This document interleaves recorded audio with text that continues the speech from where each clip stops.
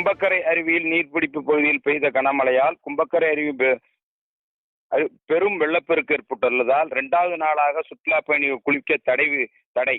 நீர்வரத்து குறைந்து சீராகும் வரை சுற்றுலா பயணிகள் குளிக்க தடை தொடரும் என வனத்துறை அறிவிப்பு.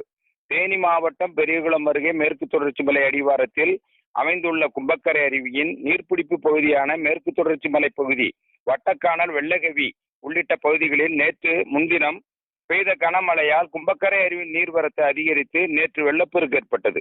இதனால் சுற்றுலா பயணிகளின் பாதுகாப்பு கருதி நேற்று முதல் கும்பக்கரை அருவியில் சுற்றுலா பயணிகள் குளிக்கவும் அருவிக்கு செல்லவும் வனத்துறையினர் தடை விதித்துள்ளனர். மேலும் அருவியின் நீர்பிடிப்பு பகுதியில் நேற்று நள்ளிரவு பெய்த கனமழையால் மேலும் அருவிக்கு நீர்வரத்து அதிகரித்து பெரும் வெள்ளப்பெருக்கு ஏற்பட்டுள்ளது. இதனால் 2வது நாளாக சுற்றுலா பயணிகள் குளிக்க விதிக்கப்பட்ட தடை தொடர்வதாக வனத்துறை அறிவித்துள்ளனர். மேலும் அருவிக்கு வருகிற நீரின் அளவு குறித்து ஆய்வு செய்து வருகின்றனர். நீரின் அளவு சீரானதும் மீண்டும் சுற்றுலா பயணிகளுக்கு முறையான அறிவிப்பு வெளியிடப்பட்டு அருவியில் குளிக்க அனுமதி வழங்கப்பட்டுள்ளது.